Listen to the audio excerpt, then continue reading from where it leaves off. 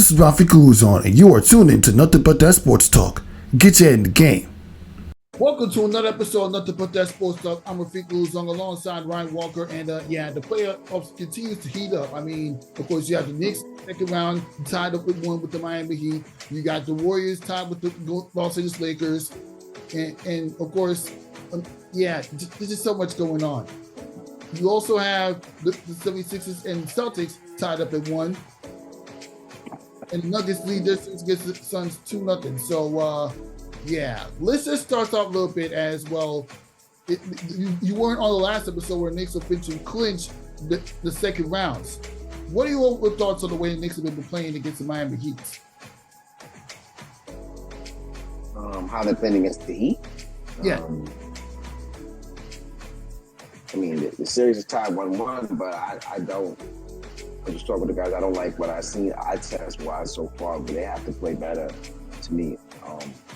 Game 3, game 4, whatever the case may be. But they're tied 1-1, but they haven't. The first half of game 1, they played very well.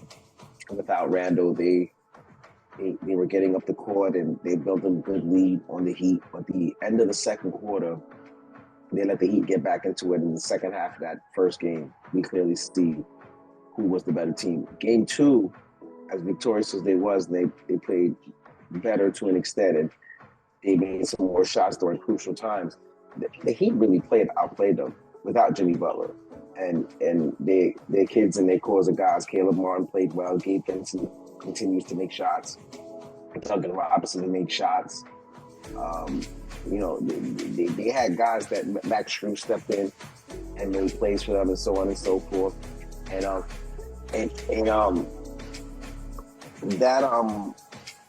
That right there alone was enough for me to say that the Knicks need to play better in order to win this series. Jimmy Butler will be there Saturday. Yes, we're healthy as well too, but I just hope they can have a little bit better performance. And the biggest key right now is that you just need to split. Whether it's Saturday or Monday, you have to do what the equivalent of what Miami did to us, which is to win the road game, to reclaim more home court for yourself in this series if there's a possible 7th game to be played at the Garden. So all in all, we're 1-1, so you can't be upset at that.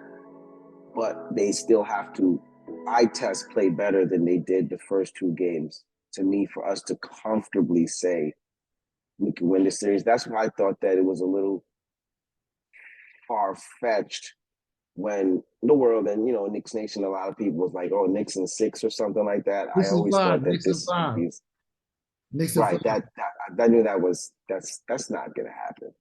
Not against a team like this and an organization that's just battle tested throughout the years, and they play selfless with regular guys. When you don't got stars and you play a certain type of way, regardless, it has an effect. That's the perfect type of teams for scenarios like this, because they don't change their style of play, and they're well coached. They don't try to do anything that they can't do. The Heat guys play to their strengths, and they make sure that they're masters of their strengths. Like I said, it's 1-1. The goal is to win a road game, and the Knicks do have to play better. Yes, exactly. I mean, I did not like. I mean, for the second half and the second half of game 1 and game 2 victory, I did not like the body language throughout. I mean, I'm excited. I was excited they got the win, but Jalen Brunson had to carry the team on his back. And Julius Randle showed you some flashes. He's finally living up to the Julius Randle that we didn't get in the series also against the Hawks 2 years ago in last regular season. But this time around, I feel like this game alone, with Julius Randle dropping 25 points and about 9 rebounds, he's going to build from this. Jalen Brunson's going to build from this. You said a couple weeks ago that Jalen Brunson and Julius Randle had to shoot the most shots, and that's what literally happened. Yeah, absolutely. They got to be the ones to lead us there, and them just better. And I hope they make some adjustments too. This drawn-out schedule that they do for the NBA playoffs for ratings and location and so on and so forth, where we play Tuesday and we don't have our next game until Saturday, is times that there's just little kinks we need to do offensively. Miami's a good solid defensive team. They're gonna, make you work and on the defensive end. But with the skilled players we have offensively, we have to find a way to make it easier to get good shots. You know what I mean? We have the offensive players in order for us to make it easier. Hopefully in these next few days, we make some adjustments to score the basketball more easier. And we, like you said, have to get so much better at defending the three-point line. The Miami Heat are going – they're a perfect team that wants to have spot-up shoot-up threes. And they're so selfless. They share the ball. And anything with their dribble drive, unless it's Butler, and even Butler's on that same thing too. When the Miami Heat make a dribble drive move or a pump fake move, it's not with the intent to go to the basket strong and finish. It's with the intent to draw another defender to get that pass, to get the hockey pass, to get the other hockey pass in order to make a three. Because they have two guys that can really create their own shot. Really one, and that's Jimmy Butler. Jimmy Butler is the playmaker on that team. Bam can make plays from the front, from the post, mid-post, and so on and so forth, and in the block, without a doubt. But Max Strus is not going to create a shot for you. Gabe Vincent can create a shot a little bit for himself, and he's a shooter, but he's not a guy that's going to create for others. You know what I mean? Duncan Robinson can't create a shot for somebody. Jimmy Butler can. And this is why we have to stay solid on those shooters. They got to just have some kind of commitment to say, listen, if your guy drives past you, let him get the layup. But we can't let these threes and the way we're defending the three-point line and giving them, if we can keep those guys off the arc and not play, the Miami Heat will struggle offensively. But that's a big if. That's a big if indeed, well, you saw the little bit of a struggle with the Miami Heat in the loss of Game 2, and how they struggled to come back and win Game 4 and 5 against Milwaukee the last series. If the Knicks can play that type of defensive mentality that they had on them before Jimmy Butler got stupid hot, they can get to the conference finals. And it's crazy to say that a year ago. It's crazy we're talking about a team that finished 37-45 last year, and they're 3 wins away from getting to the conference finals. And the team you're facing is the Milwaukee Bucks. I mean, it's not like, I mean, it was exciting enough Miami upset Milwaukee in the bubble 2 years ago in a 1-5 matchup. But to do it in the first round, that's a buzzsaw right there. You've seen a lot of buzzsaws in the NBA this year. And it's mostly teams that are familiar with playing in the second round. Correct. Not a lot of different blood going on this year in a lot of the matchups. So it's good to see that for the NBA playoffs. Yeah, this is the type of playoffs that we want to see. It's not, I mean, year after year after year, we only get like one upset. Right now, we got about like 4. Of course, you had the Knicks taking out the Cleveland Cavaliers. There's no surprise. Guys, you had Miami. I already talked about Miami upsetting Milwaukee. But in the Western Conference, you saw what happened. You can't wait to address it. But to get back to the series with the Heat and Knicks, earlier this conversation, you mentioned why everybody in the fans are celebrating after every victory. It's literally a parade. But could you blame them for celebrating? They barely have much success in the past 10 or 15 years. So what are your overall impressions about the way the fans acted after every Knicks victory? We can't help our New York selves, man. That's what they're always gonna do. I think it's cool. I don't know. I don't want to sound like a hater. When they do it the first time, the second time, it's like, all right, guys, we won a few now. Let's give it up. We don't got to celebrate after every victory. But listen, like you said, the Knicks fan base have been deprived for so many years, and there are a lot of really good, loyal Knicks fans, and a lot of good generational Knicks fans where families have continued to trend to keep Knicks fans here. But I'm going to be honest with you, and this is why, New York Knicks Nation acts so crazy when they get this, because they're always dying to have a good basketball team. And but what's sad, and it's a whole different realms, is that from the mid 90s, late 90s, and early 2000s, the Knicks went through so much tough times and disappointments that they lost a lot of Knicks fans. There are a lot of, I can tell you this right now, whether they want to admit it, there are a lot of New Yorkers and a lot of people in New York who are Heat fans, Laker fans, Celtics fans. Celtics fans, Sixers, Warriors, and maybe a few other here and there. And they've done that because the Knicks disappointed them, and they've changed. Which I don't love it neither. I can respect it because I get it. The Knicks have had some stuff that would make anybody want to run away. But we've had a lot of those people here in New York. We know a lot of them personally ourselves who gave up on the Knicks because they couldn't take the disappointment and the losing no more. It's hard to deal with that. It's so when you can't take that sense of loyalty and to stay with them, you get a lot of those guys that are change teams because of that. So when the Knicks are good, it's good to see like down the floor Knicks fans. Like I'll wear my Knicks gear now in public, my hats and everything, my jackets, everything, my memorabilia. And I get a lot of people in the street that's like, yo, man, let's go Knicks, yo, the Knicks doing good, yo, what do you think they're gonna do this? And like, it's good to see that. You know what I mean? It's good to see people in New York pay attention and support what's going on with our own team here because it's so easy to cheer for these out-of-state teams and all this stuff. And I had this one guy, he's just one of my good guys, Coach Lee, who coaches a team at Crunch Time. He sent me an emoji, just and this is how I say, this is how you know things are polarizing. I never talked no crap to him about the Knicks, nothing like we just breaking chops. But he sent me like an emoji clip after like a thing about it was this rap dude in a battle session, and he was basically saying F like everything in New York, like F Statue of Liberty, F this, like F Jay-Z album, like it was one of those funny skits, but they had the guy like with Jim looking like Jimmy Butler saying it.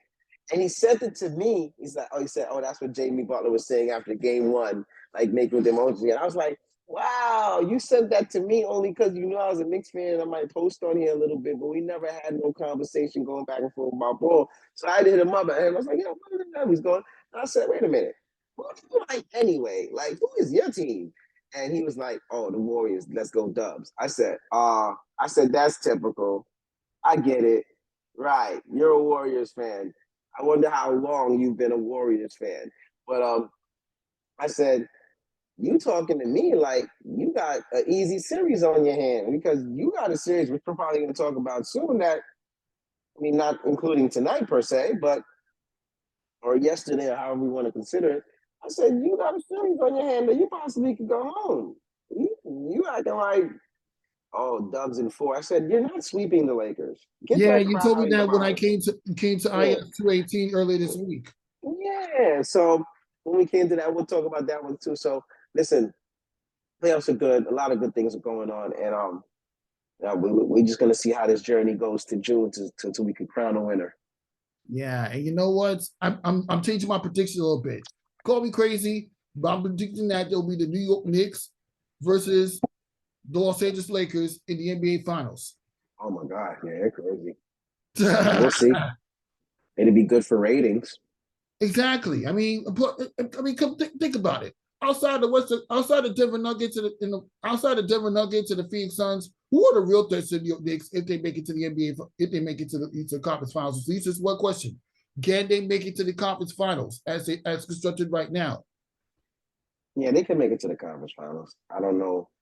I don't know if we're regardless of the regular season success. I don't know if we're ready to beat the Boston Celtics now in a 7-game series. I don't know if the Sixers would be a good matchup against us, even though we probably would match up a little. I think we could match up good against the Sixers and just about Joel Embiid, how we would tackle that matchup because we know Joel Embiid is a load. So, but they definitely can make it to the conference finals with how the team is constructed now. The opportunity is right there in front of them. They have a team that they might not be more playoff savvy or organizational savvy than them, but a team that on paper they're more talented than, and they had home court in this series, and it's still their opportunity to win a road game to replenish the home court back. So the opportunities are there for the Knicks to go to the conference finals with the way the team is constructed, especially with the Bucks being eliminated, and some other key dogs that were eliminated in Eastern order for them. we got rid of the Cavs, which were at higher seed, and the Bucks going out. So that gives us another leeway. And then you have the Celtics and the Sixers fighting on one side. So all the roads lead to having them have an opportunity to get that conference finals. Will they accomplish that? They have a barrier in front of them, but they certainly have the keys to do so. And quite honestly, they should. They should do it. Yeah, they should. In the next round, they're going to go up against either the Celtics or the Sixers, which leads to this one question. I mean, of course, James Harden's heroics led the Sixers to win Game 1 without Joel Embiid. And when Joel Embiid came back, they got smoked to the smithereens in the second half after a solid first half. But I mean, Michael Brogdon, White, Jaylen Brown was knocking down threes like crazy and even blowing the lead up to like 29 points. Like, seriously. I want to get your thoughts on that series. This one is so hard to judge. I thought the Celtics, and I still think the Celtics will win this series. As much as I love Joel Embiid, I'm a big Joel Embiid fan. But the Sixers did what they had to do. I mean, you got to understand that in playoff series playoff series for sports in general, what your job as the road team is to win a game. So the Sixers getting blown out the next night, and I got this guy at the job. Got somebody got different friends. Guy at the bus terminal before when I go to work was a Celtics fan, and so he was like, I seen him today. He said, "Oh, why you didn't say anything to me today after the game?" So I said, "What do you want me to say to you?" I said, "You won a game that you should win. You didn't want to go down 0-2, right? At home. That's not what you wanted." So I said, but the Sixers did their job. Once you win a road game, you've accomplished your job as the road team in a series in what you need to do, which is to try to bring the home court back into your favor. Them winning Game 2 is a bonus. They played well. They got creamed in the second half. They did their job. Whether you win by 1 point or 1,000 points, a loss, a win is a win. The Sixers have 2 games at their home. And if they're going to have a chance to beat this team in this series, where most people in America are probably picking the Celtics, right? Mm-hmm. They have the opportunity to win 2 games in their house and make it 3-1 to make it more difficult for the Sixers, the Celtics, to come back and win this series. It's just up to them with what they're going to do with it. The Sixers have many times in the past where they've had opportunities like this. Granted, it wasn't the Harden Embiid teams. It was Harden and being Simmons. Right, and they've let the opportunities go. So hopefully they don't do it this time, and go from there. And they flourish on their opportunity. And none of those are the topics today, but just something I'm going to throw in there. This is why what the New York Rangers did in the first round is absolutely disappointing. I didn't think you want to talk about the Rangers. That's why I didn't text. That's why I didn't mention the topic we talk about today. I didn't think it's tough. It's tough. Don't bring that up, please. No, New York hockey is done in New York. The Islanders lost in 6 games to the Carolina Hurricanes. Unless you got the New Jersey Devils. I mean, New Devils. They're not from New York. They're not from New York. But they're part of the tri-state area. There's a reason why MSG televised their games. I don't care if I don't care. I don't care about New Yorkers. Don't get everybody keeps saying that. Yeah, they're on the network because they're on the network and stuff. Nobody cares. New Yorkers don't care about the Devils. They don't care that in the metropolitan. I'm not rooting for them. I don't care about none of that because they're right there. I don't care. They're the New Jersey Devils. That's it. The metropolitan. So what? We're gonna cheer for Connecticut too, and Vermont, and we're gonna cheer for New England and Rhode Island. But MSC televised the games but MSC Network, a New York area television channel, televised the games for a reason. Obviously, internet for races because of Jersey. And you know what? This is always said when we don't have to travel there by plane. I don't care. I mean, he called me stupid, but if you're from New York and you live in New York, come on. You said yourself root for tri-state. You said you root for tri-state area teams. You said I'm not rooting for the Devils. I'm sorry. I'm not rooting for the Devils. Why? No. They're from New Jersey. No disrespect, Jersey. They from Jersey. You from Jersey.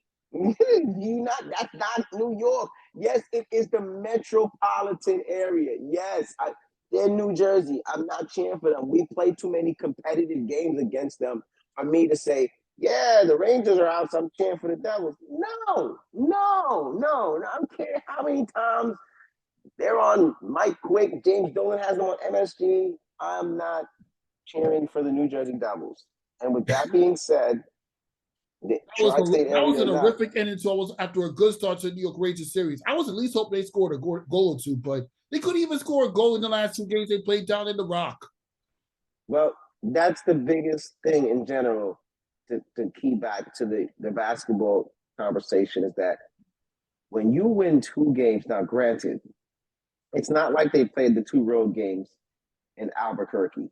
They played against the Devils, which we just said geographically, their stadium is right there, right? But you win the two games in their house. That is a commanding thing to do in any 7-game series, whether we're talking basketball or the NHL playoffs.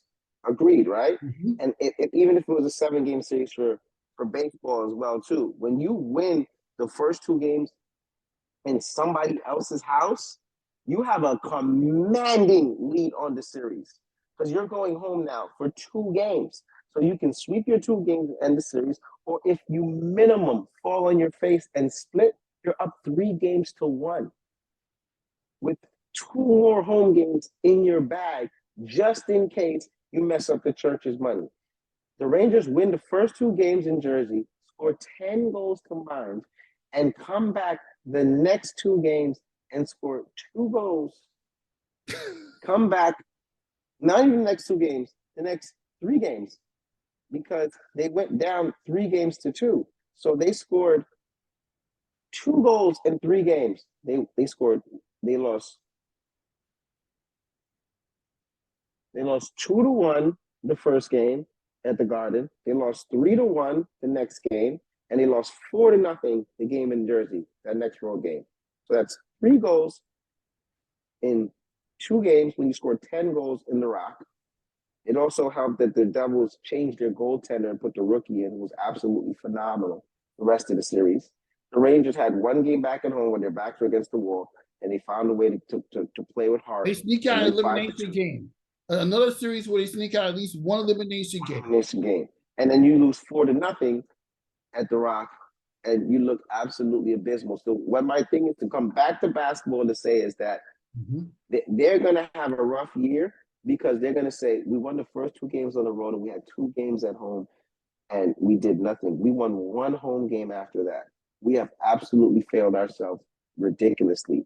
And in basketball, when you win the first 2 games at home, at somebody else's home, that is catastrophically huge. So it would have been hurtful to the Celtics to go down 0-2. They knew they couldn't do that. That's why the Knicks also was key too. If the Knicks would have went down 0-2, which they easily could have against the Miami Heat, it would have been tough to win. It's going to be so difficult to win in South Beach. You know, correct. That's why at this point, just get the split in South Beach so you can have home court advantage the rest of the way. We would hope that's what they would do. That's what we hope for. You know what? I'm nervous for the New York Knicks. They never won a playoff series when they lose the first game at home. Nerve-wracking. Very nerve-wracking. We'll see. You want to know what else is nerve-wracking? We get another LeBron versus Stephen Curry matchup. Only this time, it's just to get to the conference finals. Not to win it all. I mean, it's just one step closer to win it all, but not to win it all. The Warriors just blasted the Lakers after they lost the first game because they know they couldn't afford to go down 0-2 going into LA. The Lakers have been stupid hot down in LA. But you know Stephen Curry, and Klay Thompson are going to go off. Klay Thompson dropped 8 3-pointers. Stephen Curry had about like 25 points. So, yeah, what are your overall thoughts on another Stephen Curry versus LeBron matchup? But before we get to that, matter of fact, what you always thought about this rivalry between the Lakers between LeBron versus Stephen Curry date back to the finals days of the Cavaliers versus the Warriors in the 2010s. I think it's dope. I think it's pretty cool, man. I love what they're doing. They've had this rivalry where they've both been successful and non-successful against each other. It's good to see it again. I can't lie. I mean, I'm not necessarily a Laker supporter either, but I want to see the Lakers beat the Warriors. I don't know. That's me. It got a lot of people that's kind of poo-pooing on the Lakers with this and LeBron and stuff, and trying to make Curry, definitely over better than LeBron. Whatever. But it's going to be a good series, good teams. It's great. It's great for ratings. It's great for the NBA. It's great for the market. And this is interesting. This is interesting how to see how this one might go there too. Whoever it is, depending on who they win in most of the series. And Denver keeps up what they're doing, they're gonna have their hands filled with the Denver Nuggets. But that's a big series right there. Those guys, the rivalry, the 4 rings, their years of doing what they do, it's going to be quite interesting. Yeah, it's very interesting, especially since LeBron James is going to give us all in any playoff series, no matter what seed he comes to the playoffs in. He just get past the Memphis Grizzlies in the first round. Like, that's impressive. And the Warriors defeat a young up-and-coming Sacramento Kings team. They're going to stay complete for years to come. 100%. So, that's pretty much it. Now, transitioning to the Nuggets and the Suns. Yeah, obviously, the depth cut, even though they do have the all-star pieces to get past the Denver Nuggets to the second round, the depth kind of came back to haunt the Phoenix Suns big time. Yep. What do you think? I knew that was going to happen. I think the Suns are so good with that studs cast they got, but they don't have deep bench depth. And the Nuggets are really deep. They're good. And this one is going to be a tough task for the Suns. The Suns may, it's still a series, so we can say something different in a week. But the Suns might not be ready to win the NBA Finals this season. I think they should keep that core together, of course. Try to make sure they can convince Chris Paul to play another year. And they gotta quietly and smartly, economically find a way to add to their bench. When they add to that bench and get depth with what they got, I think they can storm it out the West. But that Nugget team is showing you with a stud MVP, even though Embiid won this year, but still an MVP guy of Jokic, those role players and how they play together. They share the ball, they pass. Jamal Murray is a very solid guard. Aaron Gordon is given a very, very good power forward, small forward basketball minutes. They're just really good. And it's going to be tough to beat the Nuggets, bro. Have you watched them eye test wise? They're good. Yeah, they blasted with smithereens. They were knocking. Michael Porter Jr. was knocking down threes. Jamal Murray come back into the league. Nikola Jokic showed you why he's a 2-time MVP. Congrats to Joel Embiid for being MVP this year. But before that, you've been taking over the MVP. Like, the MVP don't really mean nothing now these days. Yeah, they're good. They're a good ball club. I will say this: assuming the Knicks do get out of this mess, I know I don't want to play the Denver Nuggets in the NBA Finals. Sir. No, sir. Yeah. Now, let's just get to some other topics that happened earlier this week as well. I already discussed it. I already went to this conversation with this girl named Sierra Moreau from MTMV Sports. I met her during the WNBA draft. I actually broke the news in the middle of that episode. You can catch that episode.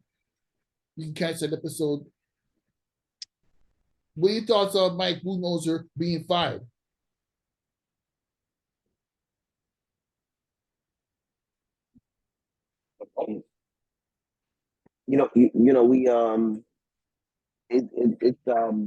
We were just discussing that one as well, where it had to fall on him, and it's sad. In the last minutes in overtime. Yeah, but you know what? When we look at to be fair, when we look at the track record with Budenholzer being there, man, he's fortunate that Giannis had an incredible 3 games on time in the NBA Finals because honestly, he's been at the helm there through many disappointments. He was there when they lost in the bubble, right? That wasn't Jason Kidd, that was him, right? He was there. He was the one. He was a part of that collapse. He was coaching. They didn't win last year. He was a part of that. Yeah, you won the finals the year before the bubble. There was another year in the first round after the Kid when he was there. He was the reason why they lost when they were a good team. And now again, it's sad because the Bucks were Giannis was hurt most of the series, but still he had enough core guys and talent on that team, championship savvy, to make something happen. And they just got outcoached and out everything. So he had to take the blame for that. And he was the other thing too. Even though Giannis is locked in for a while, Giannis eventually will re-sign a deal with the Bucks, and they need to keep him. And if the mental direction of what they're doing, they don't like, you know who that falls on, the coach, and getting a different mind state and belief in there. So maybe it was just time to shake it up because the Bucks' window of opportunity of winning is in the next 1 to 3 years. You know, Middleton will be getting a little older and so on and so forth. And Giannis will always be in his prime, but you're not always going to have and be able to afford all these different role players that are around him in order to be successful. So they have to find a way to win with him now, because when it's time to be a free agent, there's no guarantee that Giannis will be a Buck for his whole entire career. That's all I will say. And if he does make himself free and available, there'll be 31 teams asking for him. Including the New York Knicks. Not the Rebels, but they can go after them. But then again, it's going to be one of those situations where the Knicks go after the top free agent and then get curved to the side. But whatever. Do you regret not going to the Knicks? No, I'm kidding. But anyways, this is a very tricky situation for the Milwaukee Bucks. They had the best record in the league, and they got to take it out too soon. Yep. But I will say this: I mean, to me, it was more about the hype behind Jimmy Butler torching them in the final 4 games as opposed to the Black coaching. Jimmy Butler's unguardable.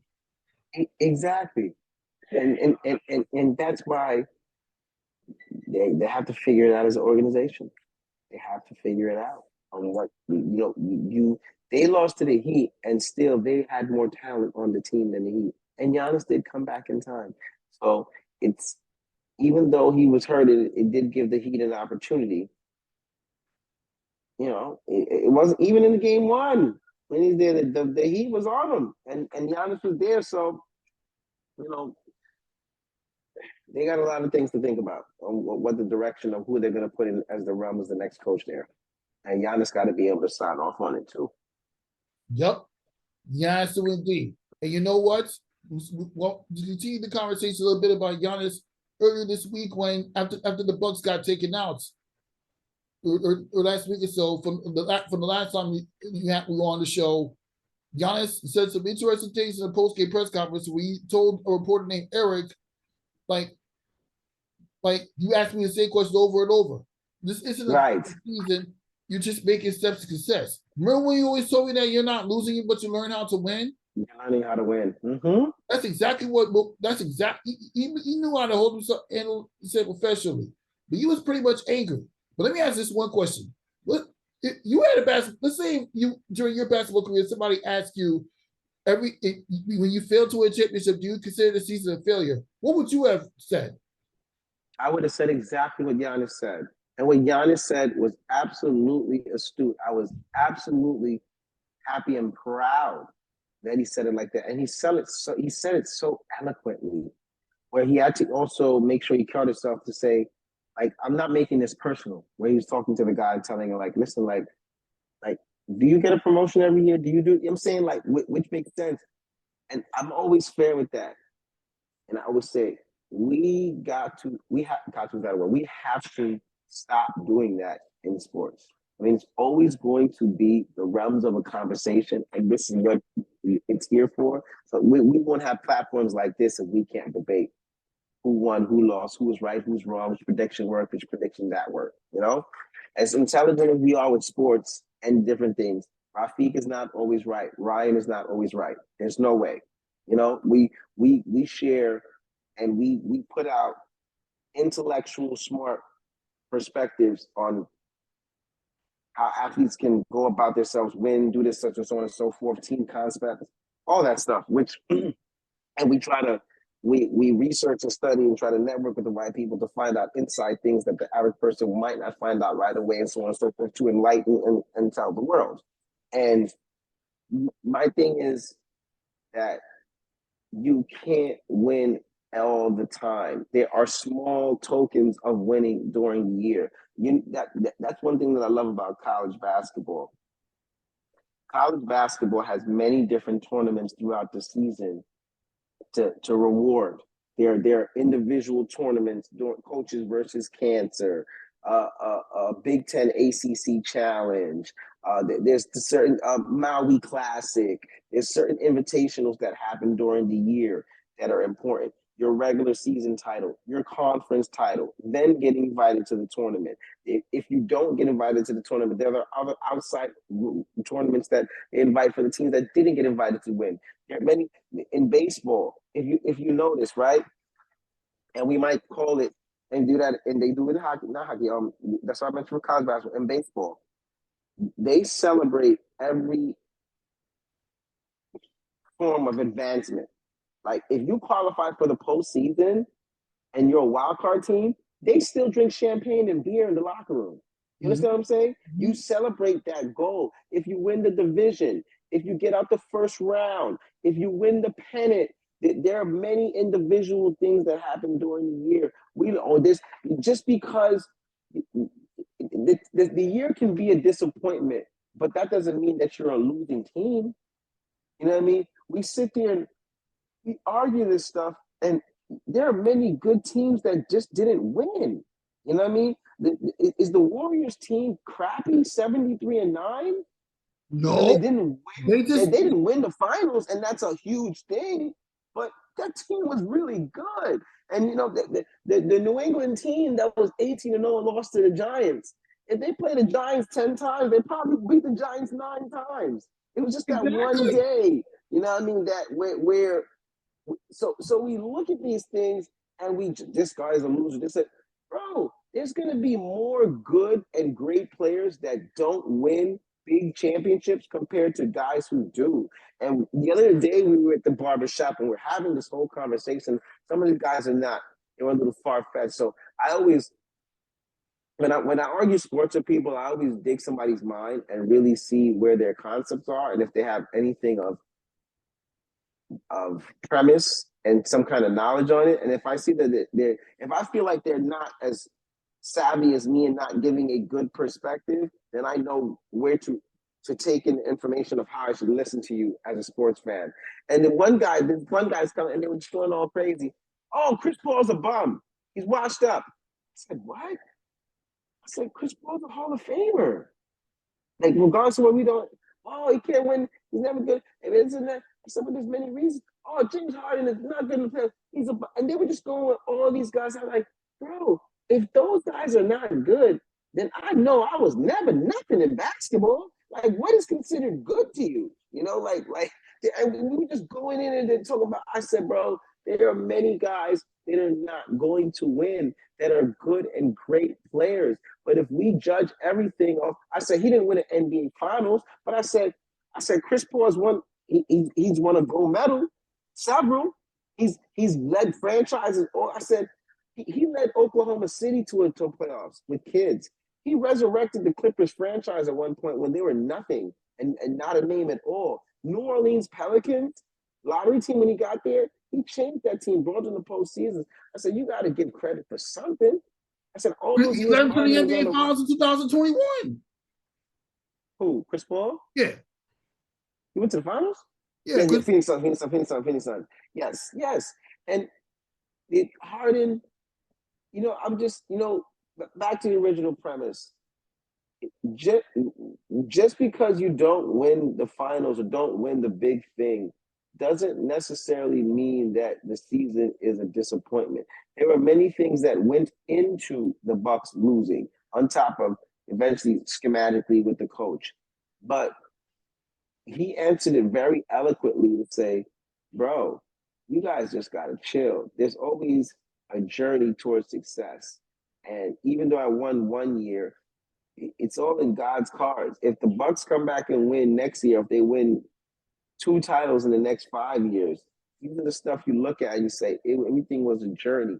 He answered it eloquently. And guys that do that sometimes, unfortunately, as media, you got to watch how you flow things sometimes.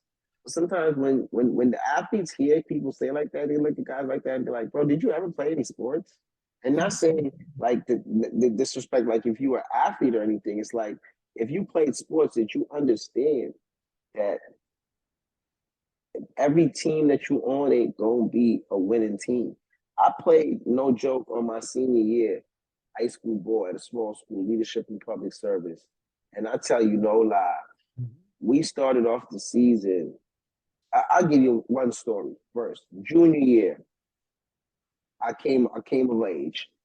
I was on the team sophomore year, but I didn't play like that until the end of the year. And then I got an experience of what high school ball was really like. And my coach told me to work on certain things in my game and get better and be ready for next year. And that summer, my sophomore year, and I tell you, I did nonstop relentless basketball work all summer. Shot a million shots in my backyard. I had a hoop in the backyard. Went to the park every day. I rode my bike.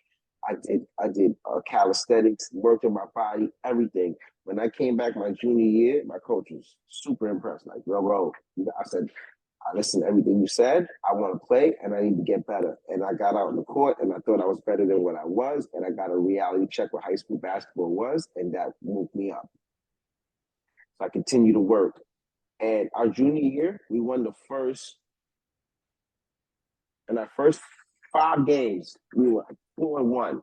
Beat our rivalry school, blew them out, had like 4 threes, 2 assists. I did so well, the coach from the other school next door to us asked me to transfer to his school. And nevertheless, the middle of the term came in with 4-1, and the grades came in, and about 70% of the guys failed off. What is Poor this, guys, Carter? What is right? Seriously, Juniors and seniors too. I'm a sophomore on this team, right? I'm a junior, beginning junior, but we had upperclassmen, and we were expected to win the conference that year and make a run in the postseason. That's how good core of a guys and all the good guys finally got together. We thought everybody had their grades together, right? Like, listen, we're gonna do this.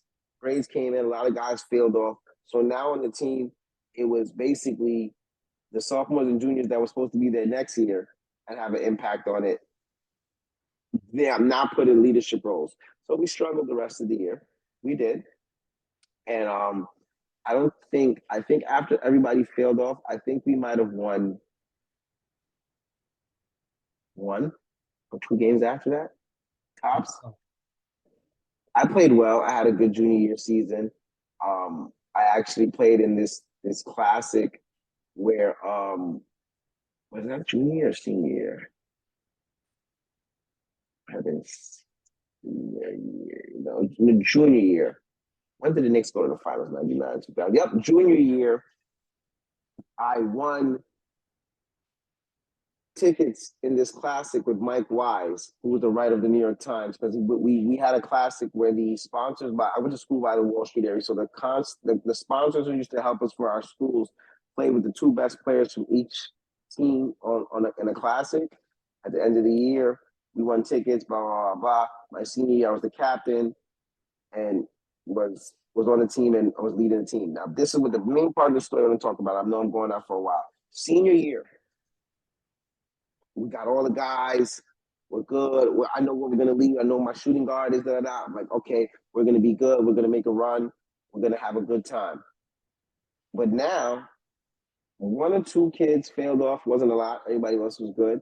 But we had young kids. And the whole year, I tell you, was such a grind and a struggle. Luckily, I was very mature to deal with it.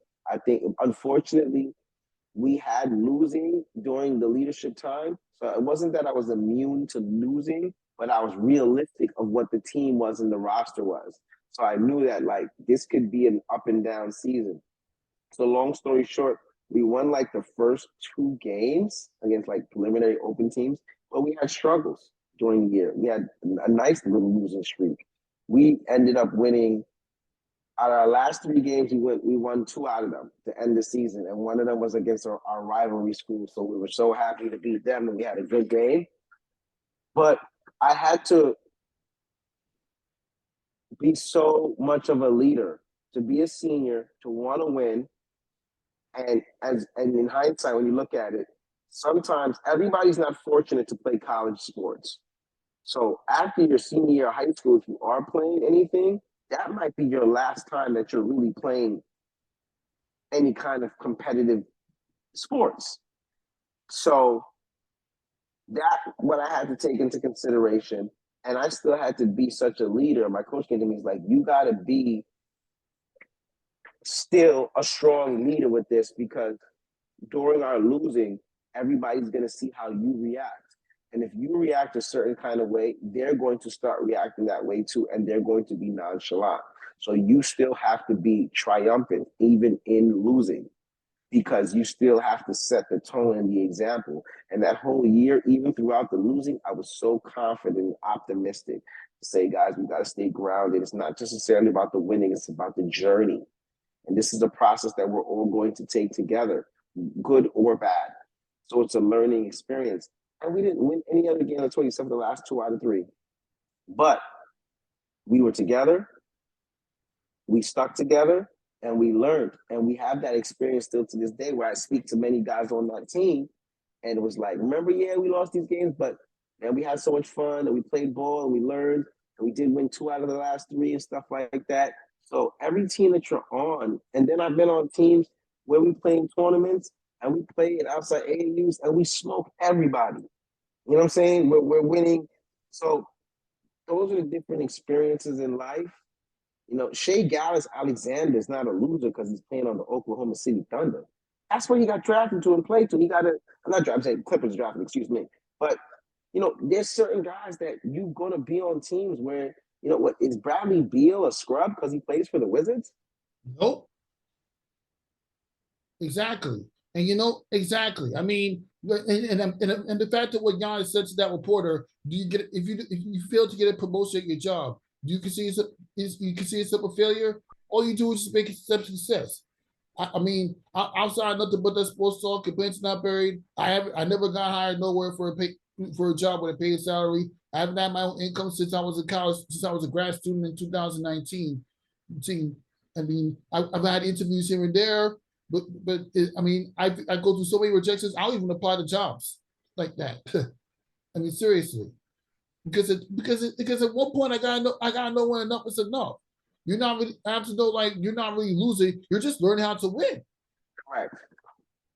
I mean, I haven't got hired by nobody outside of Plainton Not Buried in like 4 years. I don't consider this about failure. It's just steps to success. That's it. And throughout those failures and losses, it's a matter of which step I should take to get to success. Right. Before LIU, I had to take more. I had to take more steps than normal high school graduate did. Mm-hmm. Like before LIU, I had to go through more failures before I reached that elusive goal of making it to being a college undergrad. Whether it's failing RCTs or failing GD exams or failing or going through vocational training programs, I had to go through that. Yes, you had to go through those steps. Every time I failed to complete the semester, on every semester of a program, or I failed to, let alone actually pass an exam. But at some point, I had to learn that I'm taking steps to success. At some points. At some point, 100%. So, and that's why, and like you said, you lost in situations with job situations and things, but you've also won too, where you've done things in different plateaus. You worked you were at your WNBA draft the other day. You've had other networks and business happen with Christina Williams and these people, the media here. So you've lost, but you've also won. So that's why even throughout losing, there's winning in losing. And you just continue to keep going forward in life. So sometimes life is like a baseball game. And baseball is the only sport where you're going to have more opportunities of not doing well compared to doing well. If a guy goes up to bat 4 times and he hits the ball once, he's 1 for 4, which shows that he's 250 that day. 1 for 4 is not great, but 1 for 4 is still something. You know what I mean? So he's 250 that day. You go 0 for 4 the next day, you're bad. But if you come up the next day and you go 4 for 4, so baseball is a key sport to show you guys deal with losing more in baseball in the average game than any other sports athlete does. A guy will get mad in basketball for missing 10 shots as he should and be like, I'm shooting bad. No, bro, a guy will go up to baseball, go 0 for 4 and not get a hit, and still has to have enough confidence the next day to come back and try to do it again, because you understand the nature of the game. You're going to lose more than you win. And with that being said, you got to just know that in sports, what Giannis said is key. You're not losing. You're learning how to win. And if you judge me that year to say, oh, yeah, we didn't win it, but same thing, he said, yo, bro, you're doing media. He said, this year you might do media. You might not get a promotion. That don't mean that your year wasn't a success. That don't mean that you did everything that you did, your goals and your strides towards taking care of yourself or your family, your friends, or whatever was null and void. I've been at my job for 5 years. I've been a key in the department for years. I became a lead. I was always the lead, really, honestly, but I became a lead job title-wise this year at the beginning of the year. I might be in a position where I get promoted and be a director, hopefully, who knows, in a couple months too, as well. So that'll be from 1 year. Look at that. I was there for 5 years. I basically been the lead since the first year of me being there. But name title wise, I haven't been that till this year. So now in 1 year, I could go from being a regular porter to now being the lead housekeeper, the lead person in my department. And then next thing you know, might be a director. So those 5 years, if it goes that way, somebody might be like, oh, you wasted time. Go get another job that makes more money. But guess what? It helped me grow. I got 401k. I got medical and dental. I'm in a position to whether struggling or not, be able to take care of my family, do what I got to do, working.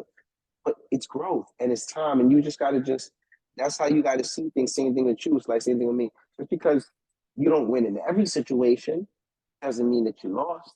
You know what I mean? I don't work gigs and announce and got paid, and once I don't get paid, or go out and help people, volunteer. I choose, you know what I'm saying? Every situation is different. Sometimes people might look from the hindsight in, you guys got a sports show, or you guys got to be making money. A guy actually thinks like, you guys make money. I say, bro, you don't understand. Sometimes we don't make piss. We make negative. You know what I'm saying? But what we do is we do it for the culture. We do it because we love it. We do it because we love sports. We do it because we're going to get our platforms across. And sometimes it's so difficult to get into these big networks that we better off doing it on our own. If we do this and 12 people watch, I'm all right with that. Those 12 people might talk to 12 more people and tell them what we said. Those 12 might talk to 100. Those 100 might view it. You know what I'm saying? So you don't know where it hits. And this is all growth, man. No losing. Giannis answered it right. Sometimes these media people got to be careful about what the hell they say. Yeah, as somebody that interview players at press conference, I was just talking about that with the Sierra Moreau from MTMV Sports. You're going to be seeing that episode published probably before this one. You're going to see the episode published on my Instagram, and I should say, because, yeah, she's a phenomenal. I can't wait for you to meet her. She knows what she's doing. We talk about making sure we're asking the questions correct. And I've also, you just gotta think. That's overcoming your shyness. First of all.